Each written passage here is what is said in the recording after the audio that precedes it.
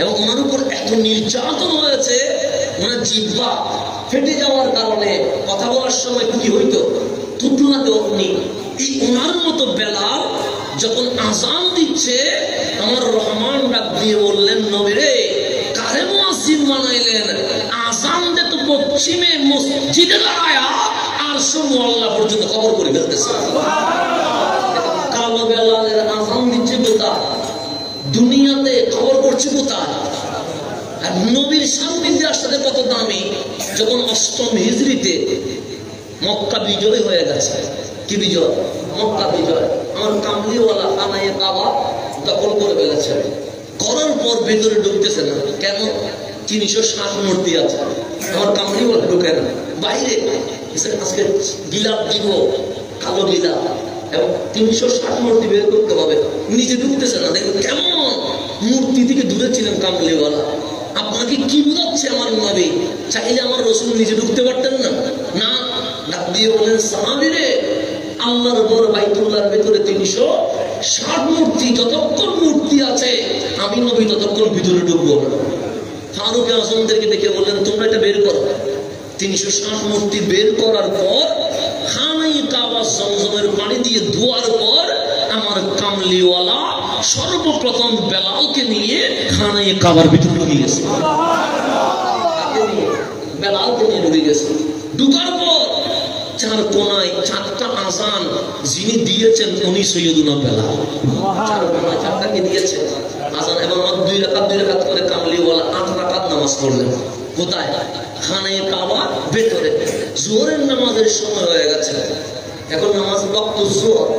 কিসের সময়? জোহরে। আযান দেওয়া লাগবে না? লাগলে মদিনা থেকে 12,000 সাহাবায়ে কেরামের কাফেলা কোথায় চলে এসেছে?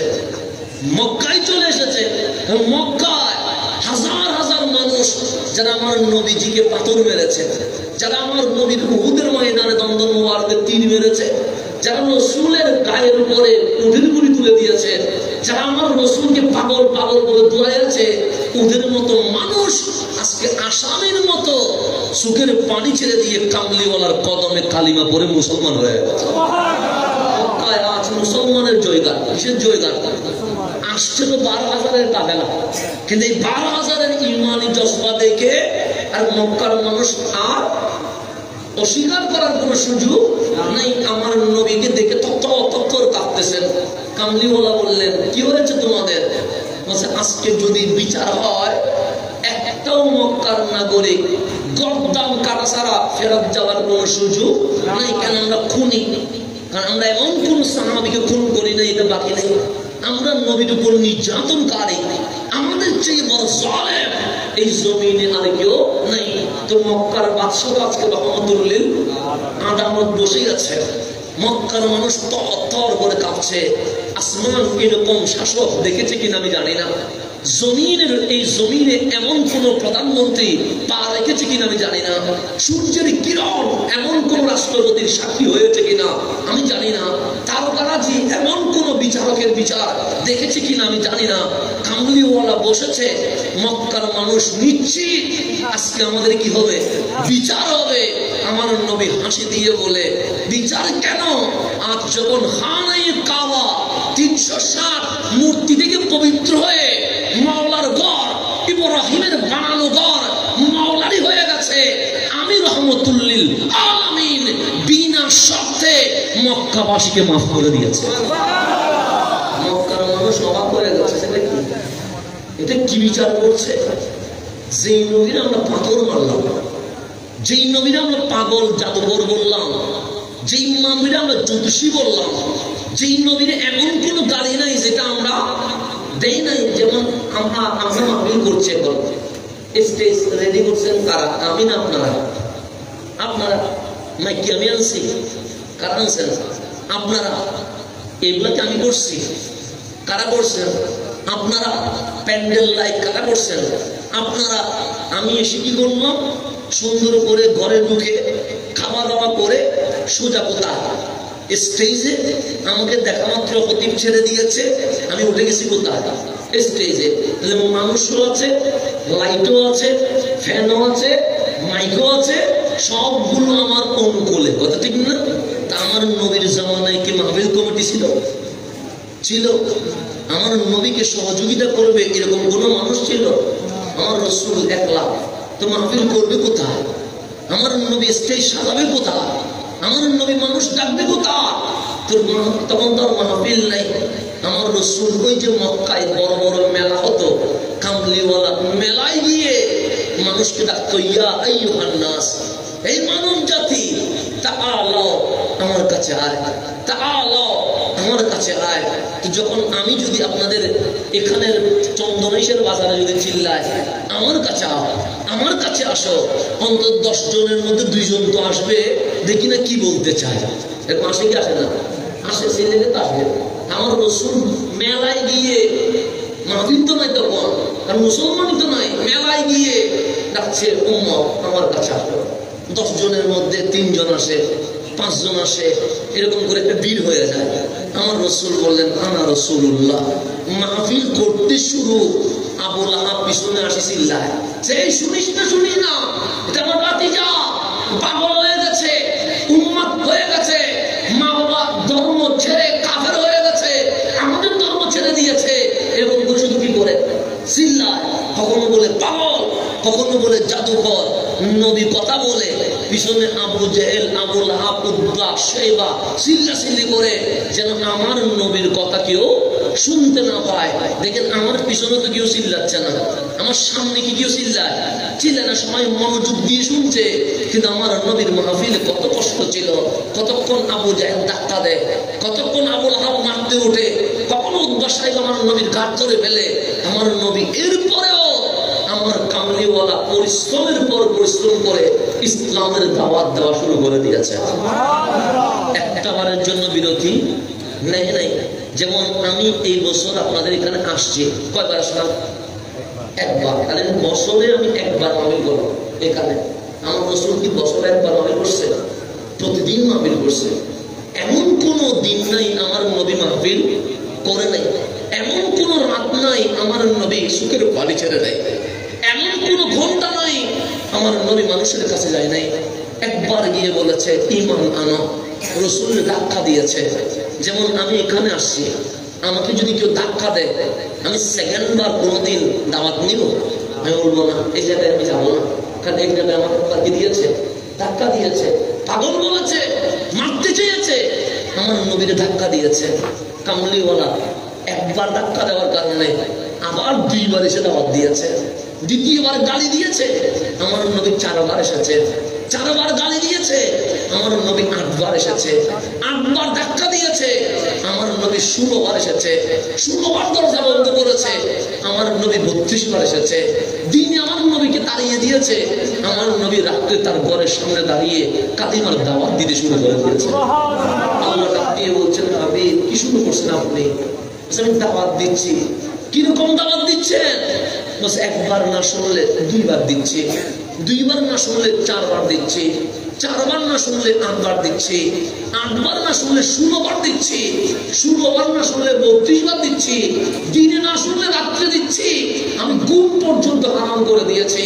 তখন আল্লাহ ডাক দিয়ে বলেন, হাবিব জোরাজুরি করার দরকার নাই, আপনি একবার দাওয়াত দিলে চলবে, রাত দিন একাকার করার দরকার নাই। ঈমান আনবে কি আনবে না সেটা আপনি দেখভাল করিয়েন না।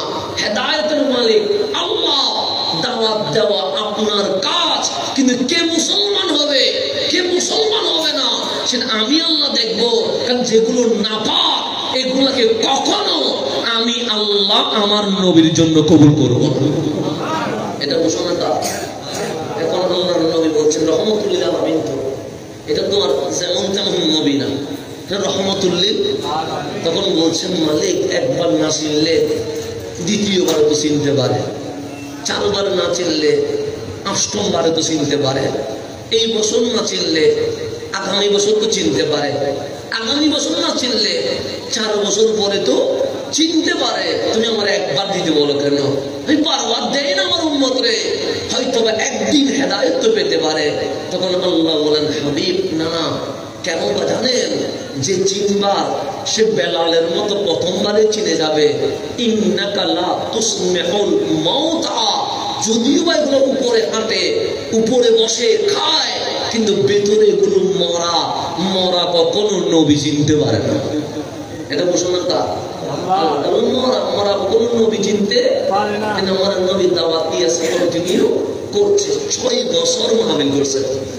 40 থেকে শুরু, 6 বছর করলে কয় বছর হয়েছে? 40 বছর। 6 বছরে একদিনও কি গ্যাপ দিছে? আমরা মাঝে মাঝে শুনিনি, কারণ বেশি চাপ হয়ে গেলে যে আমি শনিবার আর মাহফিল করবো না, এটা আমার পরিবারের সাথে থাকবো, এরকম আমরা মাঝে মাঝে কি দিই, গ্যাপ দিই। কারণ শরীরের একটা কি আছে, চাহিদা তো আছে, রেস্টও নিতে হবে, পরিবার তো আছে। কামলিওয়ালার কোনো রেস্ট আছে না? শনিবার না শুক্রবার না সোমবার দাওয়াত চলছে। 6 বছর পর আমার নবী গনে দেখে মাত্র 39 জন। কয়জন? আমি আজকে প্রথম আসছি, আমি যদি 10-20 জন দেখতাম আমার মাথা গরম হয়ে যেত। এত অল্প মানুষ দিয়ে কি মাহফিল করবো? রাগ করতাম আমি, কি মাহফিল করছেন আপনারা, মানুষ নাই কেন, এটা বলতাম। কথা ঠিক না? আমি এসে মানুষ পেয়ে গেছি বিদায় আমি কোনো আওয়াজ করি নাই। কিন্তু আমি যদি দেখতাম 10 জন 5 জন, আমার কি মন ভালো লাগতো না? আমি আস্তে আস্তে আস্তে আস্তে আলসামি করে করে কি না এই না সেই সেই না এই করে করে কথা বলতাম, যাতে করে মানুষ কিছু আসে। কিন্তু না আসলে আমি মাহফিল কমিটিতে বলবো, কি মাহফিল করছেন, প্রচার করেন নাই কেন, দাওয়াত দেন নাই কেন, চিল্লাইতাম। আমার রাসূল 6 বছর মাহফিল করে গনে দেখে 39 জন। কয় বছর? বছরে কি একবার না, প্রতিদিন মাহফিল করে সংখ্যা 39 জন। চোখের পানি ছেড়ে দিয়েছে, দাড়ি মোবারকে শেষ জমিনে করছে। আল্লাহ ডাক দিলেন, হাবিব আপনি কাঁদছেন কেন? তখন আল্লাহর হাবিব বললেন, আমি কি কোনো ভুল করেছি? আল্লাহ বলে, ভুল করবেন কেমনে, যখন বানাইছি তখন তো ভুল মুক্তই বানাইছি আপনারা। ভুল তো তখন করবেন যদি ভুলের কিছু থাকে। আরে বানানোর সময় তো ভুল জিনিসটা দেয় নাই, তো ভুল হবে কেমনে? আমার দাওয়াতের সিস্টেমে কি কোনো সমস্যা আছে? না, কোনো সমস্যা নাই। তাহলে আমি 6 বছর যে দাওয়াত দিলাম, এতে কি কোনো এদিক সেদিক হয়েছে? আল্লাহ না, তার 39 জন কেন? আমার উম্মত কি আর বাড়তে পারে না? আল্লাহ বলে, এটার জন্য কাঁদছেন? আপনি আমাদের কেন পাঠাইছেন? আমি তো গাড়ি বানানোর জন্য আসি নাই, বাড়ি বানানোর জন্য আসি নাই, ক্ষমতার জন্য আসি নাই। আল্লাহ বলে, আমার হাবিব দুনিয়াতে এসেছে লিইখরিজান নাস মিনাজ জুলুমাতি ইলান নূর, এই জাহান্নামী গুলারে ধরে ঈমানের নূর দিয়া তাদেরকে জান্নাতি বানিয়ে দিবেন। সেই জন্য আমার নবী কোথায় আসছে? দুনিয়াতে আসছে। কিন্তু 6 বছরে পাইলে কত? 39। তখন আল্লাহ বলেন, হাবিব আপনি কখনো মন খারাপ করবেন না, আমি যাকে তাকে মুসলমান বানাবো না। তা আমরা যে মুসলমান হয়েছি, আমরা নিজের ইচ্ছাই হয় নাই। বর্তমান সময়ে 800 কোটি মানুষ, তার মধ্যে 200 কোটিরও কম মুসলমান। আর এই মুসলমানদের মধ্যে অনেক এসিডি আছে না? নেই? আছে। এর মধ্যে কোটি কোটি মানুষের মধ্যে মাওলা আমাদেরকে হুসাইনি হিসেবে কবুল করেছে। এর চেয়ে বড় নিয়ামত আছে? এর চেয়ে আপনি শুকরিয়া কি আদায় করবেন? আল্লাহ জবাব, কাযালিকা জাআলনাকুম উম্মাতাও ওয়াসাতা। আমার নবীর উম্মত কোটিপতি চেষ্টা করলে কোটিপতি হয়, রাত দিন পড়লে ডাক্তার হয়, রাত দিন চেষ্টা করলে নেতা হয়। একজন মানুষ যদি প্রত্যেকদিন প্রচারণা করে 5 বছর পর চেয়ারম্যান তো হইতে পারে না। এ যদি প্রত্যেকদিন জানাজায় যায়, বিয়েতে যায়, আড্ডে যায়, সুখী দুঃখে মানুষের পাশে থাকে, তাহলে অন্তত 5 বছর না 10 বছর পরে কি হবে? নেতা হবে। আমি যদি রাত দিন টাকার পিছনে ঘুরি, আজকে না হলে 10 বছর পরে অন্তত আমার গাড়ি বাড়ি তো হবে। চেষ্টা করলে কোটিপতি হওয়া যায়, চেষ্টা করলে সচিব হওয়া যায়, চেষ্টা করলে রাষ্ট্রপতি হওয়া যায়, চেষ্টা করলে ডাক্তার ইঞ্জিনিয়ার লয়ার হওয়া যায়, কিন্তু চেষ্টা করলে নবীর উম্মত হওয়া যায় না। আমার মালিক বলেন, নবীর উম্মত তো আমি আল্লাহ কবুল করতে হবে। সবকিছু চেষ্টা করে হয়, কিন্তু আমার নবীর আশেক চেষ্টা করে হয় না। সেই জন্য ওয়াইস আল কর্মী হতে হয়। সেই জন্য আমি যেদিকে ছিলাম সেদিকে চলে যাবো। 6 বছর। কয় বছর? মুসলমান কয়জন? 39। সুদের পানি ছেড়ে দিয়েছে। আল্লাহ বলে, আপনি কাঁদছেন কেন? আপনার তো কাঁদার দরকার নাই। আমি বেছে বেছে বেছে বেছে আনবো, মনি মুক্তাগুলো আনবো, আগাছা আমার নবীর জন্য আমি আনবো না। একটু খেয়াল করে দেখেন, কোথায় আবু জেহেল, তার ক্ষমতা আছে না নেই? আবু লাহাব উতবা, সাইবা, এই 4 জন যদি মুসলমান হয়ে যেত, আমার নবীর কোনো কষ্ট ছিল? 4 জন হয়ে গেল, মক্কার মানুষ আমার নবীর ভাই চলেছে। তা আল্লাহ চাইলে প্রথমে 4 জনকে বানাইতে পারতেন না? দেখেন, টাকা আছে, তারা বানায় নাই। ক্ষমতা আছে, তারা বানায় নাই। কাপড় আছে, তারা বানায় নাই। কিন্তু যার কাপড় সেরা, স্যান্ডেল নাই, ওই বেলালে আমার নবীর বানাই দিচ্ছে।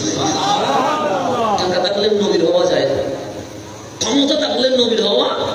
আমার নবী যদি দোয়া করতেন 4 জনই মুসলমান হতেন। 4 জন যদি মুসলমান হতেন, পুরা মক্কায় কি হইতো? একদিন মুসলমান হইতো। কিন্তু আল্লাহ বলেন না, সমস্যাগুলো আমি নিব না। যারা আঙ্গুল আমার নবীর দিকে উঠেছে, আবু লাহাব, তারা আমি নিব না। যে আবু জেহেল আমার নবীর পাগল বলেছে, তারা আমি নিব না। যে উতবা, সাইবা আমার নবীর পিঠে উঠের গুড়ি তুলেছে, তারা আমি নিব না। বেলাল কালো হতে পারে, গরিব হতে পারে, কিন্তু মুস্তাফার শান যেহেতু বুঝে গেছে, তারাই আমি আমার নবীর জন্য নিয়ে নিব।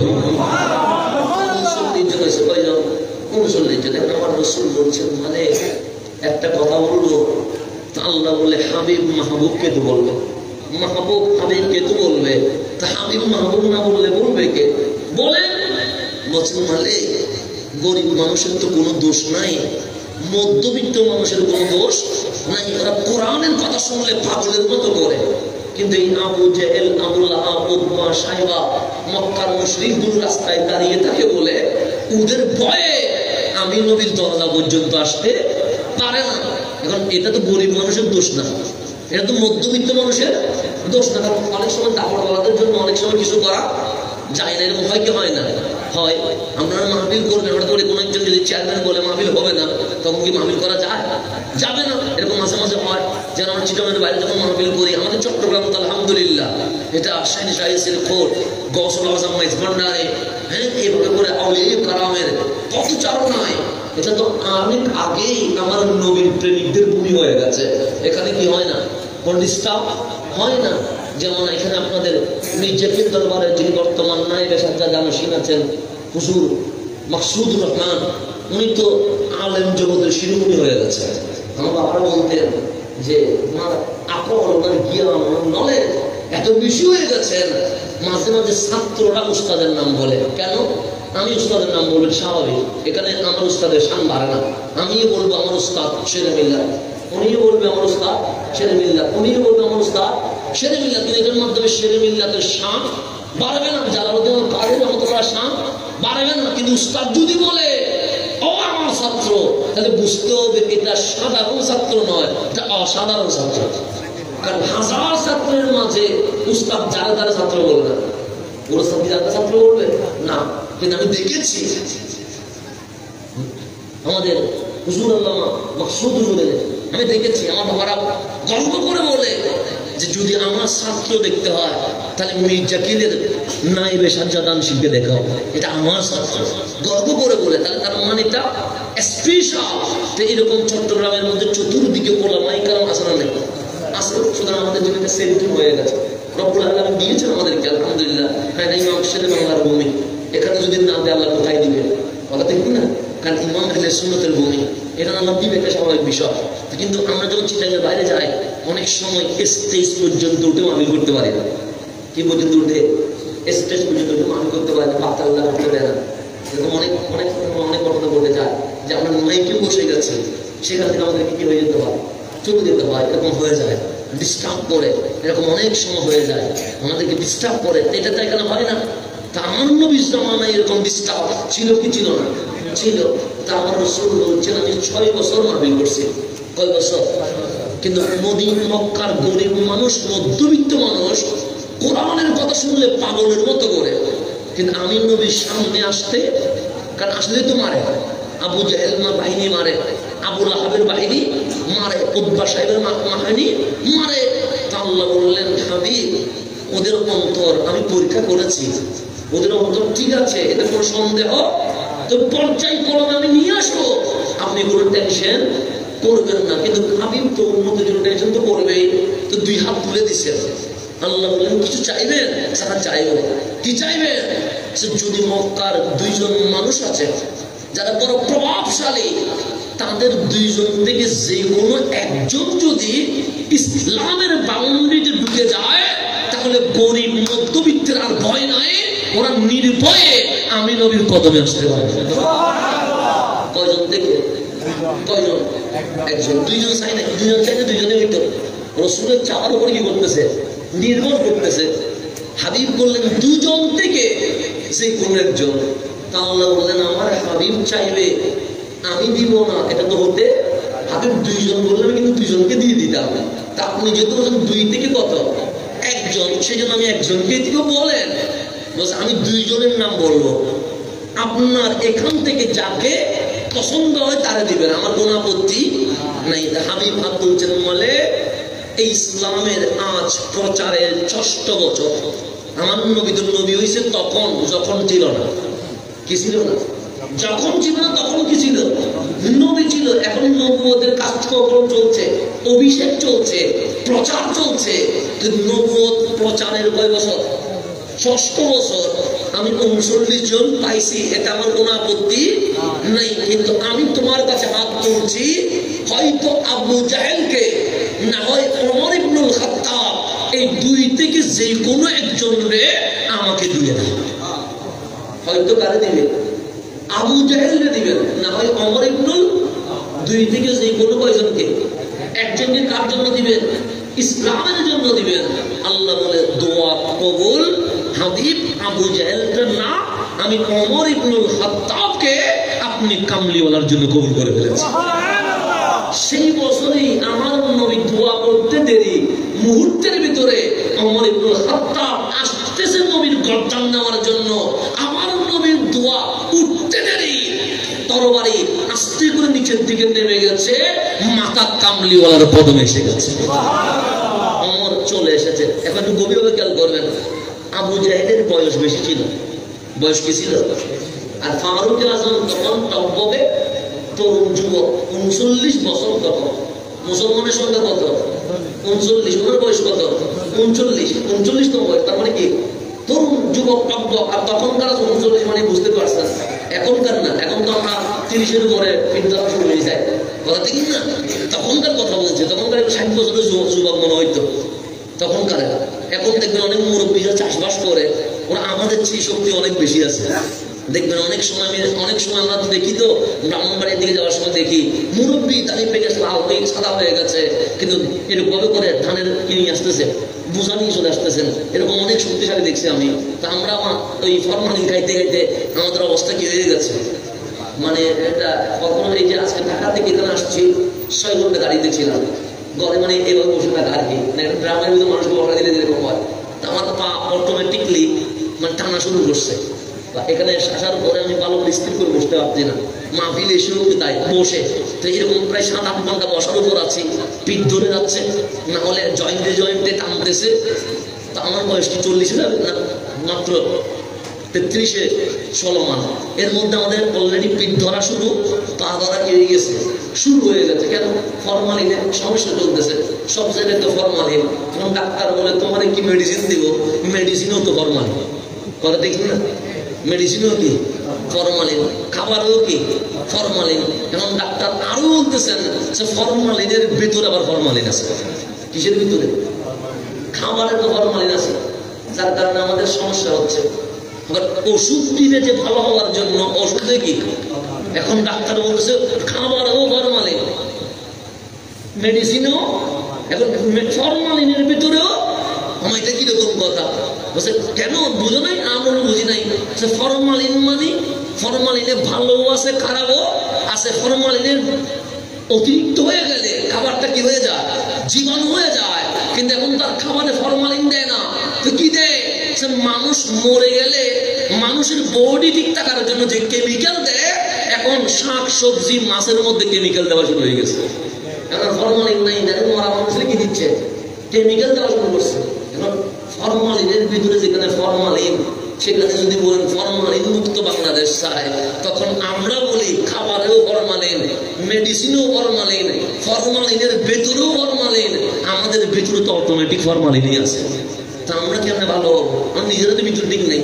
সেই জন্য অনেক সময় দেখি মাদক মুক্ত সমাজ চায়, যেটা সামনে দাঁড়ায় আছে কিন্তু এক নম্বর ইয়াবা ব্যবসায়ী, এরকম হয় কেউ হয় না? হয়, দেখবেন না আপনারা, দেখবেন মাদক মুক্ত বিষয়। আর পোস্টারের সামনে যেটা দাঁড়ায় আছে ও হচ্ছে বাংলার এক নাম্বার ইয়াবার গ্যাং। এরকম হয় না? নিজে মদ খায়া আমার মাদক মুক্ত সমাজ লাগে। এরকম সিটিংগিরি করলে আল্লাহ কি বলবে মাদক কখন মুক্ত হবে? হবে না। আমরা হচ্ছে ওই পাবলিক, নিজে করি আবার বলিস মুক্ত সমাজ চায়। কেমনে মুক্ত হবে? আমি তো যুক্ত আছি।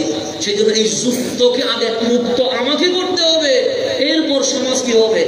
মুক্ত হবে। এখন ইয়াবার গ্যাং যদি বলে মাদক মুক্ত সমাজ চায়, জীবনে কোনোদিন মাদক মুক্ত হবে? হবে না। সেই জন্য এই ফরমালিন মুক্ত সমাজ তখনই হবে যখন আমরা সবাই আমার কামলিওয়ালার কথা মেনে নিব। মেনে নেওয়া ছাড়া কখনো ফরমালিন মুক্ত হবে না, এটা জিনিসটা মনে রাখবেন। সেই জন্য ফরমালিন মুক্ত হওয়ার জন্য সূত্র একটা, ভালো মানুষ বাড়াও, খারাপ মানুষ কমাও। এটার নাম হচ্ছে ফরমালিন মুক্ত হবে। এর হাসার আন্দোলন করলে এটা হবে না। এখন সামনের দিকে যায়, কামলিওয়ালা দোয়া করলেন 2 জন থেকে কয়জন? তা আল্লাহ নিলেন কারে? ফারুকে আজম রে। এখন আসেন ফারুকে আজম যুবক আর আবু জাহেল মুরব্বী। আল্লাহ নিলেন কারে? মুরব্বীরে। কেন যুবক মুরব্বীরে না নিয়ে যুবক নিলেন কেন? আল্লাহ কি চাইলে মুরব্বীরে নিতে পারতেন না? পারতেন তো। তো নেন নাই কেন? নেয় নাই এই কারণে বিশ্বের যুব সমাজকে আল্লাহ এই দুয়ার মাধ্যমে জানিয়ে দিচ্ছেন, যুবক তোমার কাজ সিনেমায় নয়, নাটকে নয়, জেনায় নয়, ফেসবুকে নয়, গেমসে নয়, দুনিয়ার কোনো কাজ কারবারে নয়। আমার কামলিওয়ালার ইসলাম জিন্দা করার জন্য আমি যেভাবে ওমর ইবনুল খাত্তাবকে কবুল করেছি, ঠিক আজকেও যদি ফিলিস্তিনকে স্বাধীন করতে হয়, মসজিদে আকসাকে রক্ষা করতে হয়, তাহলে মুসলিম উম্মার যুবকদেরকে মাঠে নামতে হবে। এটাই আল্লাহ আমাদেরকে জানিয়ে দিচ্ছেন। মুসলিম উম্মার যুবক এখন কোথার ভিতরে? ফেসবুকের ভিতরে, ইউটিউবের ভিতরে, গেমসের ভিতরে, জেনার ভিতরে, অশ্লীল ভিডিওর ভিতরে, এগুলার ভিতরে যুবক চলে গেছে। তো আল্লাহ বলেন আমি চাইলে তো আবু জাহেল নিতে পারতাম। আমার কামলিওয়ালা আমার এটা বলে নাই মাওলা আবু জাহেলকে দিতে হবে, এটা বলে নাই। বলছে হয় আবু জাহেল দেন, না হয় অমর দেন। আমি আবু জাহেল নিতে পারতাম তো, নিলে সমস্যা কি আমার? কিন্তু আমি অমরকে কেন নিছি? আমি যুবকদের দায়িত্ব বোঝানোর জন্য নিছি। যুবক মুরব্বী, এমনি তো মুরব্বী আছে, আমাদের মুরব্বীরা নামাজ পড়ে কি পড়ে না? পড়ে তো। কেন? মুরব্বীদের একটা খেয়াল যে বয়স তোমার শেষ দিকে চলে আসছে, কোনদিন কোনদিন চলে যায়, কিন্তু মসজিদ আসতেছে না কে? আমি, আমার বয়সে আসতেছি না, যুবক মসজিদ আসতেছে না, যুবক ইসলামের খেদমত আসতেছে না। তো আমার আল্লাহ ফারুকে আজমকে ইসলামের ছায়া তলে নিয়ে বিশ্ব যুবককে আল্লাহ জানিয়ে দিয়েছে তোমার কাজ পার্কে নয়, তোমার কাজ সিনেমায় নয়, তোমার কাজ মেসেঞ্জারে নয়, তোমার কাজ লাইভ অনুষ্ঠানে নয়, তোমার কাজ হচ্ছে আমার কামলিওয়ালার এই ইসলামকে রক্ষা করার জন্য আসতে হবে। ঠিক ফারুকে আজমের জজবা নিয়ে তুমিও যদি মাঠে নেমে যাও, তুমি মাঠে নামতে দেরি, আমি মালিক বিজয়ী তৈরি করব। এটাই হচ্ছে আল্লাহর মেসেজ। ফারুকে আজম এসে গেলেন কোথায়? ইসলামের ছায়া তলে। ডাক দিয়ে বললেন নবী গো, আমি ওমর ইবনুল খাত্তাব কালিমা পড়তে এসেছি। আমার নবী কালিমা পড়াইয়া দিলেন। ডাক দিয়ে বললেন কয়জন? ছিল 39। তুমি সহ জয়েন্ট হওয়াতে হয়েছে কত? 40। তাহলে আপনি গোপনে কেন? 39 নিয়ে ওপেনে হই কেমনে? কারণ হাজার হাজার নেকড়ে বা হা করে আছে। আমি তো নবী চাইলে তো আমার সাহাবীদের কেউদের সামনে তুলে দিতে পারি না, সেজন্য আমি গোপনে দাওয়াত দিচ্ছি। ওমর বলে এগুলো হাজার নেকড়ে কুত্তা হলেও আমি ওমর একলাই সিংহ। আমি কি একলা সিংহ? আবু জাহেল, আবু লাহাব, উতবা, শাইবা কুকুর হতে পারে, কিন্তু ওমর যখন কামলিওয়ালার হাত ধরে ফেলেছে, ওমর আজকে সিংহ হয়ে গেছে। নবী চলেন খানায় কাবার সামনে। আমার রাসূল 2টা লাইন করে দিয়েছেন। কয়টা লাইন? এক লাইনের শুরুতে আমার নবীর আপন চাচা সৈয়দনা আমির হামজা রাদিয়াল্লাহু তাআলা আনহু, আর লাইনের শুরুতে ফারুকে আজমকে দাঁড় করায়া কামলিওয়ালা মাঝখানে হয়ে 20 জন 40 জন আমার নবীজি মাঝখানে হয়ে খানায় কাবার সামনে গেলেন। খানায় কাবার গিলাপ করে ফারুক আজম ডাকলেন, ইয়া আবু জাহেল, আবু জাহেল শুনে রাখ, তোদের সূর্য ডুবে গেছে, ইসলামের সূর্য উঠে গেছে। কারণ ওমর আজকে থেকে তোদের নয়, ওমর আজকে থেকে তো কামলিওয়ালা হয়ে গেছে। এই সর্বপ্রথম খানাই কাবার সামনে উচ্চ কণ্ঠে কালিমার দাওয়াত সেদিন হয়েছে যেদিন ফারুক আজম ইসলামের ভেতরে চলে এসেছে। যে আজকেও যদি যুবকরা আবার সিনেমা নাটক জেনা বেবিচার ভাব দিয়া ইসলামের জন্য যদি হুসাইনি কাফেলার সৈনিক হয়ে যায়, তাহলে অবশ্যই ফারুক আজমের জমানার বিজয় এই জমানায় হওয়া সম্ভব। কথা ঠিক না? এই জমানায় হওয়া সম্ভব কিনা? সম্ভব। এখন আসলে সামনের দিকে যায়, গভীরভাবে খেয়াল করবেন। আমি যেখানে ছিলাম, আমার কথা কি বুঝতেছেন? বুঝতে তো জামিলা হচ্ছে না।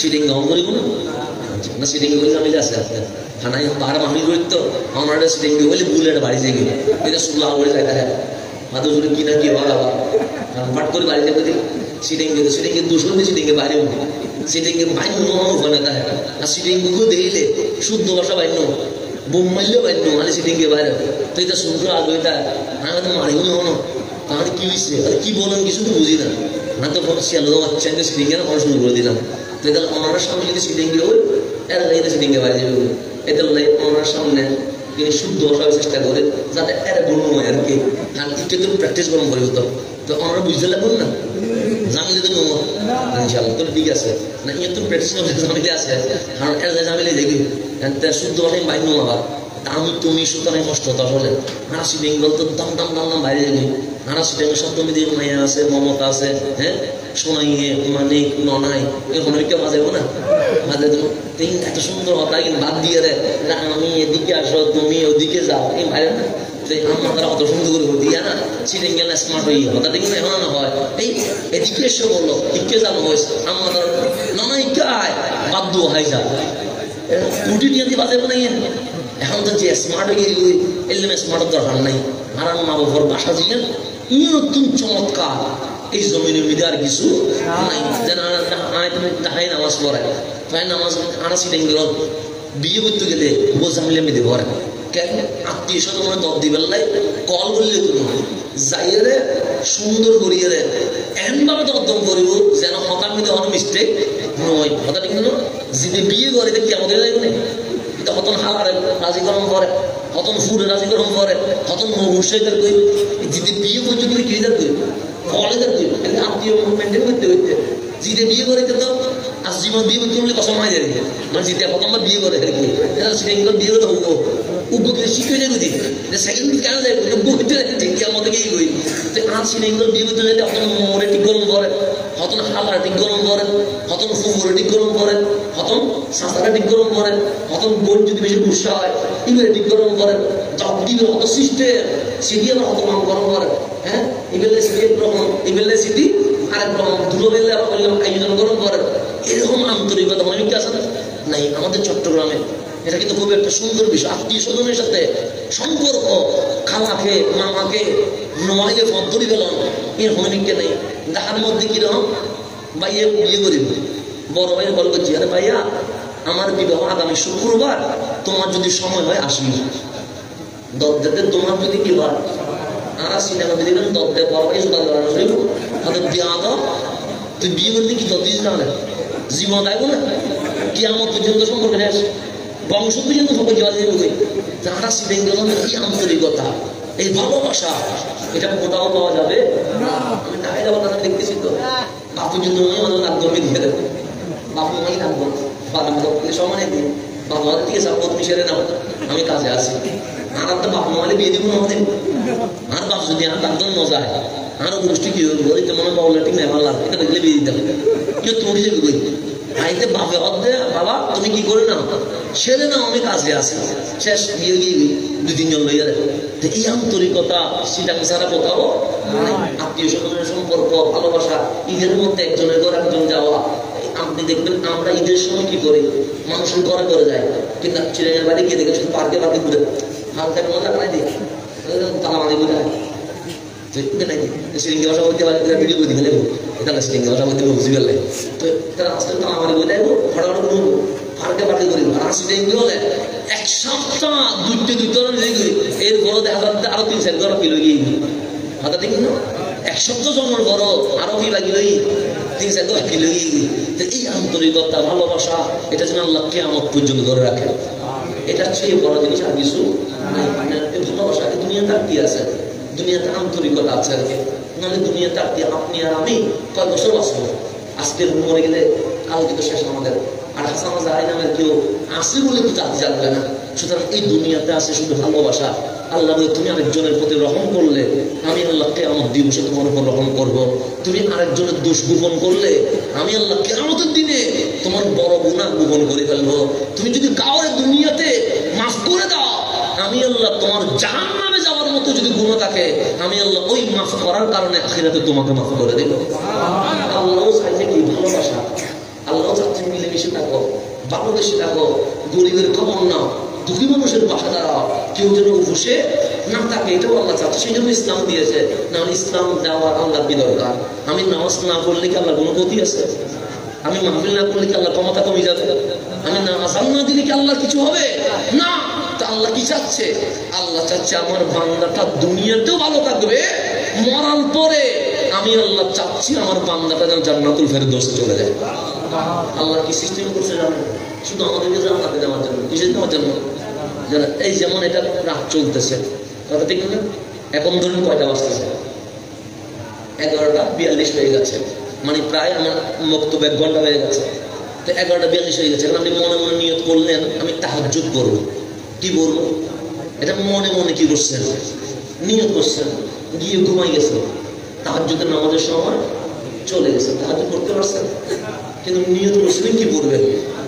এই যে নিয়ত করছেন, এখন আল্লাহ ডাক দিচ্ছেন আমার কিরামান কাতিবিন, আমার বান্দাটা কি যেন বলছে, সে বলছে তাহাজ্জুদের সময় হলে ও তাহাজ্জুদ পড়বে।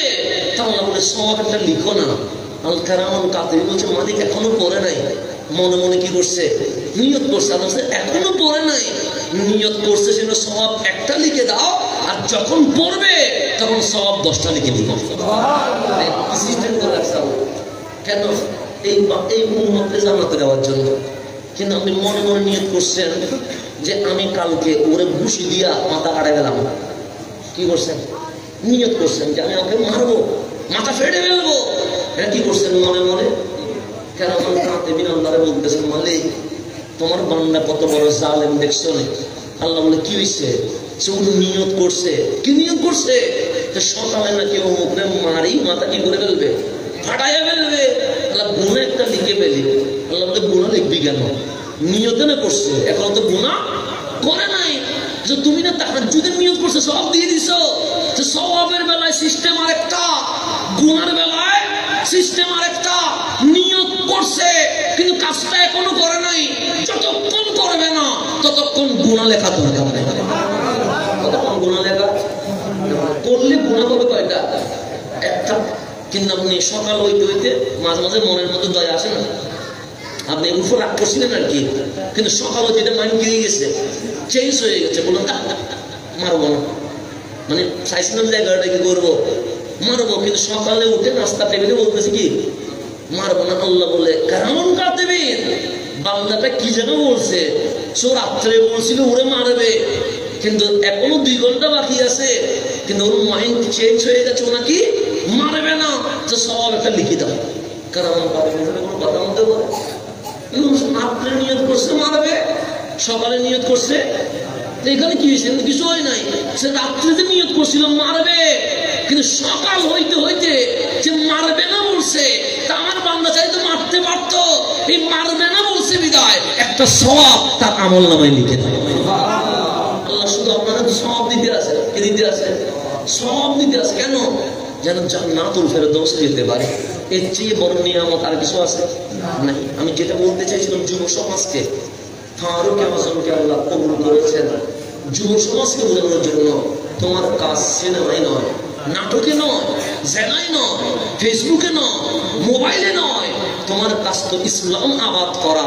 সুতরাং আজকের এই যুবকরা মাহফিল করছে, তাহলে এই যুবকরা ফারুক আযমের সুন্নাত আদায় করছে। কথা ঠিক না?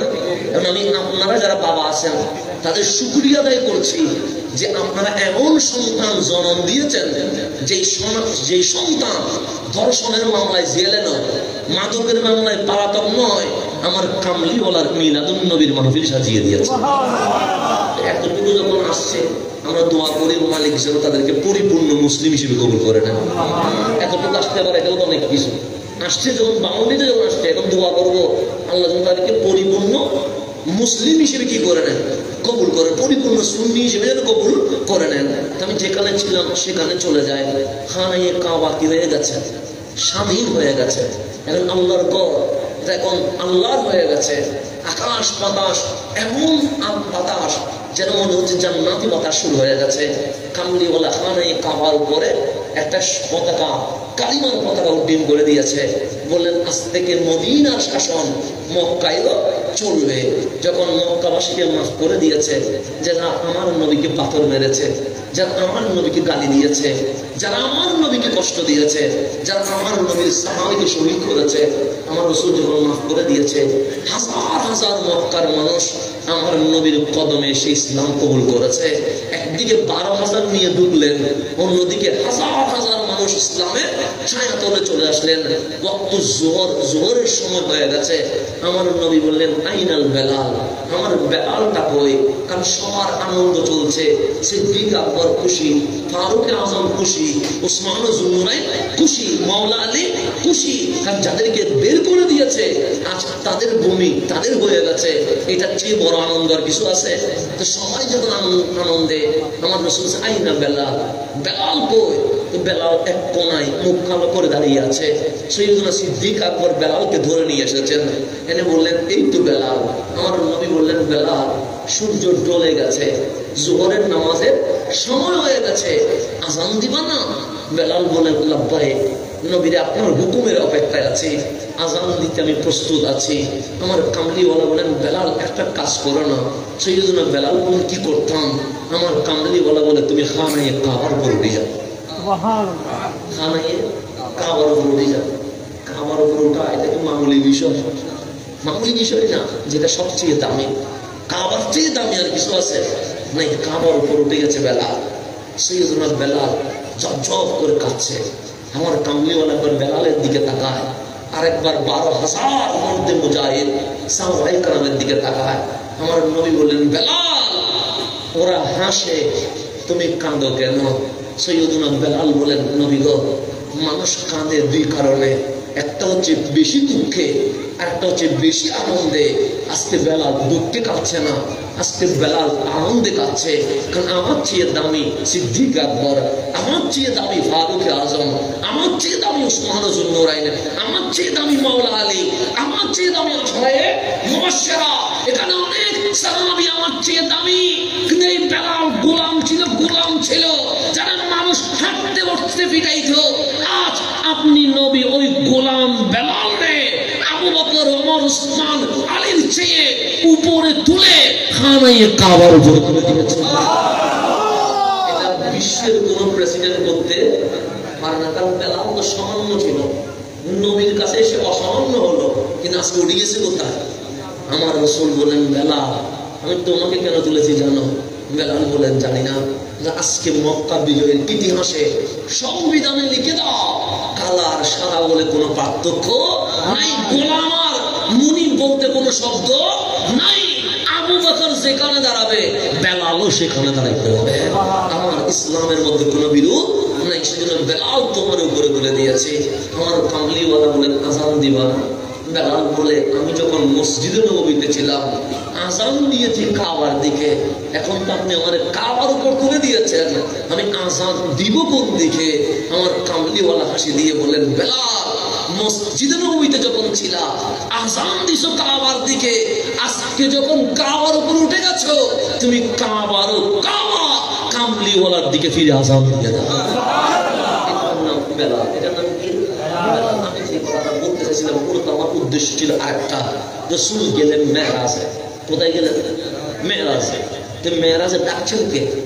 আল্লাহ সুবহানাল্লাযী আসরা বিআবদিহি। আল্লাহ আমার নবী যাই নাই, আমি আল্লাহ আমার নবীকে নিয়ে গেছি। কথা বলার মধ্যে কি আছে? ধর্মান্তিক আছে, বালাগাত আছে, ধর্ম আছে। আমি যদি বলি আমি গেছি, তখন আমার যোগ্যতা হবে, এখানে মধ্যে অনেক প্রশ্ন আসবে, উনি গেলেন কেমনে, যাওয়া তো সম্ভব না। আমি যদি বলি আমি কক্সবাজার এই পার থেকে ওই পারে চলে গেছি সাতরায়া, কেউ বিশ্বাস করবে? বিশ্বাস করবে না, আর অসম্ভব জিনিস। কিন্তু আমি যদি বলি আমি যাই নাই, আমাকে স্টিমারে নিয়ে গেছে, তখন মানুষ কি করবে? বিশ্বাস করবে। মেরাজে যে কেউ যাইতে, তার রসুল যদি বলে আমি গেছি, তখন অনেকে প্রশ্ন করবে কেমনে গেলেন, আপনি পারবেন কেমনে? আল্লাহ বলে আমার নবীর দরবারে বেয়াদবি করবি না। সুবহানাল্লাযী আসরা বিআবদিহি, আমার নবী যাই নাই, আমি আল্লাহ নিয়ে গেছি। এখন তোদের যদি কোনো কথা থাকে আমার সাথে, তা আল্লাহর সাথে কেউ পারবে? আমার সাথে কথা দরম দেখেন, নবীর ব্যাপারে আদব দেখেন। আল্লাহ আল্লাহ এই কথা কিভাবে বুঝিয়ে দিয়েছেন। চাইলে বলতে হবে সুবহানার রাসূল, রসুল গিয়েছে বলে নাই, সুবহানাল্লাযী আমি নিয়ে গেছি, যাতে করে কেউ বলতে না পারে রসুল মেরাজে গেল কেমনে, স্বপ্নে না চেতনে। আল্লাহ বললেন আমি নিয়ে গেছি, তোর এখানে আপত্তি থাকার কি আছে? সুতরাং আমার নবীর ব্যাপারে কোনো আপত্তি করা যাবে তা আল্লাহ বললেন হাসেন না হাবিব। হাবিব বললেন কোথায় আসতাম? কাউসাইনে আসবেন। হাবিব বললেন আমি আসবো, তবে একটা শর্ত আছে। আল্লাহ বলেন এখানেও শর্ত দিবেন, আমি আপনারা মেরাজে নিয়ে যাব। কালিম কত চেয়েছিল, আমি নেই নাই, আর আপনারা আমি ডাকতেছি আসেন, আপনি বলেন শর্ত আছে। কি শর্ত? আমি আগে জান্নাতে যাব। আল্লাহ বলে হাবিব জান্নাতের মালিক রব্বুল আলামিন, আপনি মালিকের কাছে আসবেন, আর জান্নাত থেকে কি করবেন? মালিক আপনারা ডাকতেছেন, বলছে না আমাকে আপনি জান্নাতে নিতে হবে, এরপর তোমার কাছে। আল্লাহ বলে হাবিব জান্নাতে কি দেখবেন? আপনি আমারে দেখবেন, এর চেয়ে বলার কি আছে? জান্নাতে গিয়ে দেখবো আগে আমার উম্মত জান্নাতে আছে কিনা। নবীটা কেমন, নবীটা কেমন? আজকে যারা মিলাদুন নবী করছেন, আমাদের বাংলাদেশে বিয়াদবি করে, যারা মিলাদুন নবী করছেন, নবীটা কেমন? আগে আল্লাহ দেখবো, আগে কি দেখবো? উম্মত দেখবো জান্নাতে আছে কিনা, এরপর তোমার কাছে আমার কথা হবে। কারণ যদি উম্মতরে জান্নাতে না দেখি, তাহলে মেরাজে এসে উম্মত কেমনে জান্নাতে নিতে হয় সেটা আমি তোমার সাথে কথা বলবো।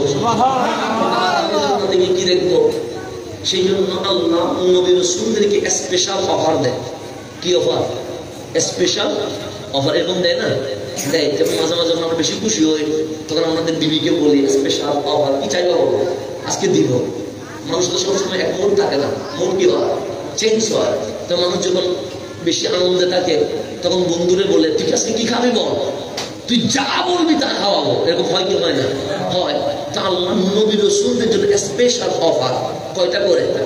একটা করে। যেটা চাইবে সেটা দিব, এখানে কোনো শর্ত নাই। প্রত্যেক নবী রাসূলকে দিয়েছেন। আল্লাহ বললেন সুলাইমান আপনি যে কোনো একটা জিনিস চান আমি মাওলা দিয়ে দেব। সুলাইমান বলে যেমন তেমন জিনিস চাইলে তো সমস্যা। মাওলা বিশ্বের অনেক প্রেসিডেন্ট দেখেছি, কিন্তু বাতাসের উপর ক্ষমতা চলে না, পানির উপর ক্ষমতা চলে না। আমাকে যদি ক্ষমতা দাও, শুধু মানুষের উপর না, তাম মাখলুকাতের উপর ক্ষমতা দিতে হবে। মালিক বলে দোয়া কবুল।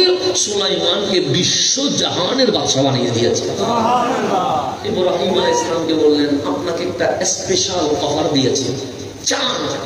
খলিল বলে যে কোনো চাইতে পারবো না। আল্লাহ বলে দুনিয়ার বাদশাহী চাইলে দুনিয়ার বাদশাহী, জান্নাতের বাদশাহী চাইলে জান্নাতের বাদশাহী, আনলিমিটেড প্যাকেজ আপনি চাইবেন আমি দিয়ে দিব।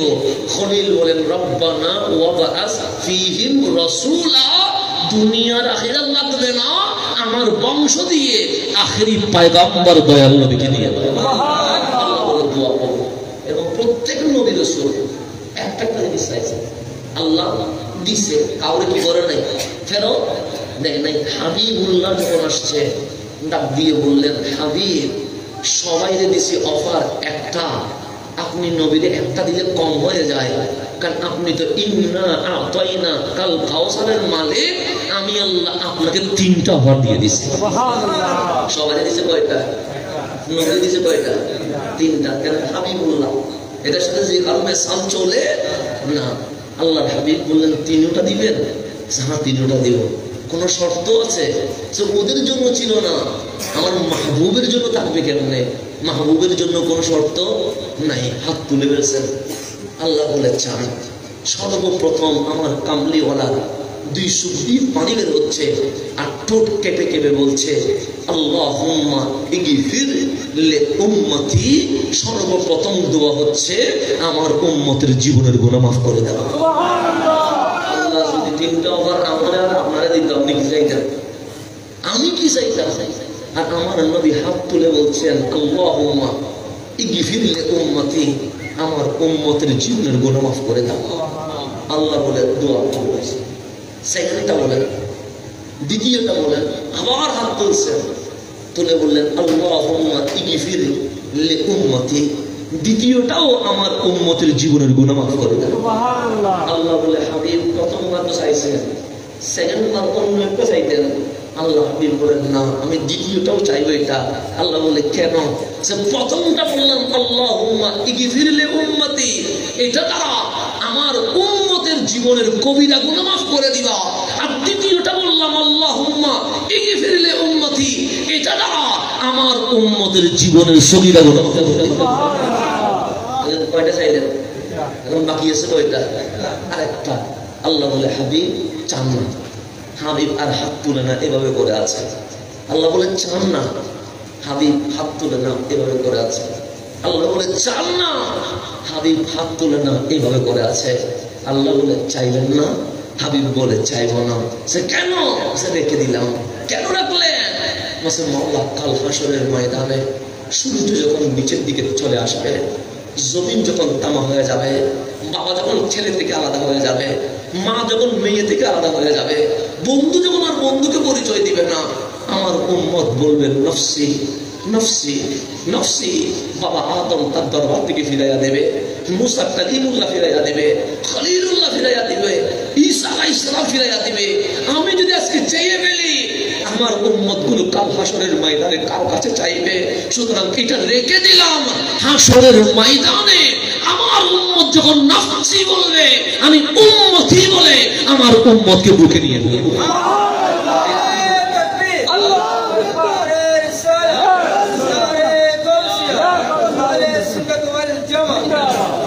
এইটা হচ্ছে রহমতুল্লিল, যেখানে যেই নবী আপনারা বাদ দিচ্ছেন। আজকে আমি নবীরে বাদ দিতে বসে থাকি, কখনো নবীর দোষ নিয়ে বলি, কখনো নবীরে মরা ফসা বলে, কখনো নবীকে অস্তিত্বহীন বলে, নবীরে গালি দেয় না উম্মত, এমন কোনো দিনে যাচ্ছে না। প্রত্যেকটা দিন আমার কামলিওয়ালার শানে বেয়াদবি করছে। এখন বলছে নবীর নাকি 40 বছর দোষ ছিল, নবী ছিল না নাকি, এখন বলছে কি শব্দ ইউজ করছে। আর আমার কামলিওয়ালা উম্মতরে বাদ দেয় নাই, উম্মতরে বাদ দেয় না, একটা মিনিটের জন্য বাদ দেয় নাই।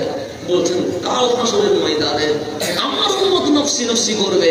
আমি যদি এখন চেয়ে ফেলি, কাল হাসরের মধ্যে এগুলো রক্ষা করবে কে? সুতরাং তৃতীয়টা আমি হাসরের ময়দানের জন্য রেখে দিয়েছি। আল্লাহ বলে দোয়াটা এটাও কবুল হয়েছে। আল্লাহ বলে মাকামে মাহমুদের স্থান দিয়া আপনাকে আমি শাফাআতের কুবরার মালিক করে দিয়েছি। খলিলের উম্মতের প্রতি কি খলিলের দয়া নেই? আছে তো। কালিমের উম্মতের প্রতি কি কালিমের দয়া নেই? আছে তো। তো ওরা চাইলেন না কেন? ওরা তো ওনাকে চেয়ে ফেলছে। তো ওনাদের উম্মতের কি হবে? ওনারা জানেন এই কামলিওয়ালারে মওলা 3টা অফার দিবে, আর শেষ অফারটা হাসরের ময়দানের জন্য রেখে দিবে। ওনারা জানেন শুধু এই অফারের মাধ্যমে শুধু আমার নবীর উম্মত নবীর দরবারে সাহারা পাবে তা নয়। আমার আল্লাহ ডাক দিয়ে বললেন আদম আলাইহিস সালামের উম্মত থেকে কিয়ামত পর্যন্ত সমস্ত উম্মত আমার কামলিওয়ালার চাদরে আশ্রয় পেয়ে যাবে। সেই জন্য ওনারা বললেন আমাদের টেনশন নেই, কারণ আখিরি পয়গম্বর সামাল দিয়ে দিবে। তো আমার রাসূলকে অফার দিলেন কয়টা? 3টা কার জন্য রেখে দিয়েছে? উম্মতের জন্য রেখে দিয়েছে, নিজের জন্য কিছুই দেয় নাই। চাইলে বলতে পারতেন সুলাইমান আলাইহিস সালামের মতো বাদশাহী দেন, চাইলে বলতে পারতেন ইয়াকুব আলাইহিস সালামের মতো, চাইলে বলতে পারতেন নূহ আলাইহিস সালামের মতো, কিছুই নেন নাই। শুধু উম্মত উম্মত উম্মত বলে কামলিওয়ালা দিয়ে দিয়েছেন। তো আল্লাহ বললেন হাবিব জান্নাতে যাবেন, সাহাব জান্নাতে যাব, আমার উম্মত গুলো আছে কিনা দেখবো। আল্লাহ বললেন জিবরিল কামলিওয়ালা নাকি উম্মতে যাইবে, দুনিয়ার চাবি বন্ধ করে দাও, জান্নাত খুলে দাও, সমস্ত নবীদেরকে নবীদের উম্মতদেরকে বিশেষ করে আমার হাবিবের উম্মতকে জান্নাতে নিয়ে যাবে। সুবহানাল্লাহ। যাতে আমার নবী গনে গনে নিতে পারে। জান্নাত সাজানো হয়ে গেছে। কামলিওয়ালা গেলেন কোথায়? জান্নাতে। সিদ্দিক আকবরের মাকাম দেখলেন, হাদিসে আছে এগুলো বলতে গেলে আবার রাত চলে যাবে। ফারুক আজমকে দেখলেন, ওসমান জুন্নুরাইনকে দেখলেন, মাওলা আলীকে দেখলেন, আনসার মুহাজির সাহাবায়ে কেরাম রাদিয়াল্লাহু তাআলা আনহুকে দেখলেন, আহলে বাইতকে দেখলেন। আল্লাহ দয়া করে মায়া করে নবী সদকায় আমাদেরকে যেখানে দেখলেন আমাদেরকেও সেখানে দেখলেন। কিন্তু কামলিওয়ালা বললেন জান্নাত তো সবার মর্যাদা অনুযায়ী দেওয়া হয়েছে, তো সিদ্দিক আকবর যেখানে আপনি আমি কি সেখানে দেখতে পারবো? আর আমরা যেখানে আল্লাহ কি সিদ্দিক আকবরকে সেখানে নামাবে? নামাবে না, প্রত্যেকের জন্য নির্দিষ্ট আছে। তা আমার রাসূল বললেন আমি যখন জান্নাতে বিচরণ করছি, কামরায় কামরায়, অলিতে গলিতে, দরজায় দরজায়, বাগানে, নদী নালায়, আমার একটা উম্মত আছে, সেই উম্মতের জুতার টাক টাক শব্দ আমি শুনতে পাচ্ছি। আমার মালিক আমার ওই উম্মতকে পুরা জান্নাতের মালিকানা দিয়ে দিয়েছে। কয়টা? একটা। আমার রাসূল বলছেন দেখি বর্তমান বাবা তিনি কে? সাহাবায়ে কেরাম বলছেন দিয়েছেন আল্লাহ, দেখেছেন রাসূলুল্লাহ। আমরা কেমনে বলি তিনি কে? আমার নবী সাইয়্যিদুনা বেলালের দিকে তাকায়া বলছেন বেলাল কি করছো আল্লাহই জানে, তুমি বেলালে তো মাওলা পুরো 8 জান্নাতের মালিক বানায় দিয়েছে। সুবহানাল্লাহ। সামরা কালো, কাপড় সেরা, স্যান্ডেল নাই, ওই মানুষটারে পুরো জান্নাত দিয়ে দিছে। আর আপনি আমার সামরা লাল হয়ে কি হবে? বেলাল তো পুরো জান্নাত নিয়ে নিছে। আশিক হলে বেলালের মতো হতে হবে, তাহলে জান্নাত পাওয়া যাবে। সেটাই হচ্ছে আমার মূল কথা ছিল। এবার আমি বক্তব্য আমার গোছানো শেষ। আমি যেখানে ছিলাম ওই নবীকে আমরা পেয়েছি, যেই নবী বেলালের মতো জাতকে কি করে দিয়েছে? দামি করে দিয়েছে। তা আল্লাহ বলছে ওয়াকাযালিকা জাআলনাকুম উম্মাতাও ওয়াসাতা। ডাক্তার, ইঞ্জিনিয়ার, লয়ার এটার নাম সফলতা নয়। গাড়ি বাড়ি এটার নাম সফলতা নয়। এমপি মন্ত্রী এটার নাম সফলতা নয়। আমার কামলিওয়ালার উম্মত হতে পারা এটার নাম কি? সফলতা। এটার চেয়ে বড় সফলতা এই সৃষ্টি জগতে, মাখলুকাত জগতে আর নাই। সেই জন্যই ঈসা আলাইহিস সালাম আসবে। ঈসা আলাইহিস সালাম কি করবে? কখন আসবে? যখন মুসলমানদের পিঠ দেওয়ালের সাথে লেগে যাওয়া শুরু হয়েছে, তার মানে কিয়ামত আস্তে আস্তে কি হয়ে গেছে, ঘনিয়ে আসতেছে। ইমাম মাহদি আসবে। তো মাহদি উনি কে? আমার রাসূল আল মাহদি মিন ইতরাতি মিন ওয়ালাদি ফাতেমা। আমার ইমাম মাহদি, তার নাম মুহাম্মদ, উনি আসবে আখিরি জামানায়। উনি কে? উনি হচ্ছেন আমার বংশধর আম্মা জান ফাতেমার আওলাদ। তার মানে আওলাদের রাসূল। অনেকে তো আল্লাহ রাসূল আছে মানতেই চায় না। আল্লাহর হাবিব বলছেন আখিরি জামানার ইমামটা কি হবে? আওলাদ রাসূল হবে। তাহলে আওলাদ রাসূল না থাকলে আওলাদ রাসূল আসতে পারবে? আসতে পারবে না। তো ওরা কি বুঝে আল্লাহ জানে। ইমাম মাহদি হচ্ছে আওলাদে। তো উনি যখন আসবে, ওনার যখন আত্মপ্রকাশ হবে, উনি যখন ফিলিস্তিনের দিকে রওনা হবে, প্রতিমধ্যে চতুর্থ আসমান থেকে ঈসা আলাইহিস সালাম নামবে। কে নামবে? এর অনেক বিশাল ঘটনা, এগুলো বলতে গেলে আবার সকাল হয়ে যাবে। সেই জন্য আমি সংক্ষেপে বলছি। ঈসা আলাইহিস সালাম নামবে। এখন ঈসা আলাইহিস সালাম উনি একজন নবী, সন্দেহ আছে? উনি একজন রাসূল, সন্দেহ আছে? বাবা ছাড়া মায়ের মাধ্যমে যিনি দুনিয়াতে এসেছে রুহুল্লাহ, যার উপরে মালিক ইনজিল কিতাব নাযিল করেছে। দামি না অদামি? আজকে যদি আপনি বোঝার জন্য বলছি, যদি আজকে ঈসা আলাইহিস সালাম এই মাহফিলে চলে আসে, আর কেউ হাসান আলীর বক্তব্য শুনবে? বলবেন আপনি নামি না। আমি নিজেও তো নেমে যাবো, কারণ ঈসা আলাইহিস সালাম আসছে। আজকে যখন জুমার সময় যদি ঈসা আলাইহিস সালাম আসে, কোনো খতিবের বেল আসে, সবাই খতিবকে জোর করে নামা ফেলবেন যে মিম্বর থেকে নাম, কারণ কি আসছে? ঈসা আলাইহিস সালাম আসছে। তো ঈসা আলাইহিস সালাম আসলে এখানে কারো গতি আছে? উনি নামবে প্রত্যেকে। চতুর্থ আমার রাসূল ওয়াক্তুস সালাত, তখন কিসের নামাজ? নামাজের সময় হবে। কিসের সময়? নামাজের সময় আযান হবে। এখন আছে ইমাম মাহদি ঈসা আলাইহিস সালাম, একজন আওলাদ রাসূল আর একজন রাসূল আসছে। এখন সুন্নাত আদায়ের পর জামাত হবে। জামাতের জন্য ইমাম মাহদি বলবে ঈসা আপনি নবী, আপনি রাসূল, আপনি কুদরতুল্লাহ, আপনার উপর ইনজিল কিতাব নাযিল হয়েছে, সুতরাং আপনার চেয়ে দামি আর কেউ নাই, আপনি নামাজের ইমামতি করেন। কে বলবে? ইমাম মাহদি বলবে। তখন ঈসা আলাইহিস সালাম বলবে আমি নবী না, আমি রাসূল না, ছিলাম, কিন্তু আজকে নবী পরিচয় দিতে যাচ্ছি না, রাসূল পরিচয় দিতে যাচ্ছি না। আমি আজ অহংকার করে বলছি, গর্ব করে বলছি আমি আজ শ্রেষ্ঠ নবীর শ্রেষ্ঠ উম্মত হয়ে এসেছি। দেখেন নবুয়ত বাদ দিয়ে কি বলতেছেন, নবী মানে তিলকার রাসূল খাদ্দাওয়ার মধ্যে ঈসা আলাইহিস সালাম আছে তো, এরকম জালিলে কদর রাসূল বলছে, রাসূল পরিচয় দিতে চাই না, আমি কামলিওয়ালা উম্মত এটা বলো। ঈসা আলাইহিস সালামের কথা শুনে ইমাম মাহদী বলেন, হ্যাঁ আজকে উম্মত, কিন্তু আগে তো নবী রাসূল ছিলেন, নামাজের ইমামতি করেন। তখন ঈসা আলাইহিস সালাম হাসি দিয়ে বলে, আমি উম্মত, আপনি আওলাদ রাসূল। আমি কি উম্মত, আপনি কি? আপনার শরীরে আমার কামলি বলার মনে পাপ চলছে, ইমামতি উম্মতে করবে না, ইমামতি আওলাদ রাসূলই করবে। আদব দেখে নাই, আদবটা বোঝানোর জন্য তখন আমরা ঘোরাচ্ছি যে আদব যে আওলাদ রাসূল ইমামতি করবে। সেদিন ইমাম মাহদী ইমামতি করবে, ঈসা ইসলাম কি করবে? ইক্তেদা করবে। আল্লাহর নবী বলেছেন, কাইফা আনতুম, তোমাদের কেমন আনন্দ হবে, ঈসা ফীকুম, ঈসা আলাইহিস সালাম তোমাদের মাঝেই থাকবে, ওয়া ইমামুকুম মিনকুম, ইমাম ঈসা নয়, ইমাম আমার আওলাদ ইমাম মাহদী ইমামতি করতে থাকবে। দেখেন আমার নবীর উম্মত হতে পারে, কত বড় ভাগ্যের ব্যাপার, যেখানে ঈসা আলাইহিস সালাম বলছে আমি নবী নয়, রাসূল নয়, আমি কামলিওয়ালা উম্মত। এটাই হচ্ছে আমরা আজকে এত দামি হয়েছি। ওনার ঈদে মিলাদুন নবী না হলে আমরা কি উম্মত হইতে পারতাম না। আমার নবী না আসলে আমাদের কোনো দাম ছিল না। সেজন্য রাসূল এসে আমাদেরকে উম্মত বানায়া আমাদেরকে এমন দামি করে দিয়েছে। কামলিওয়ালা বললেন, উম্মত কেমন দামি করছি জানো?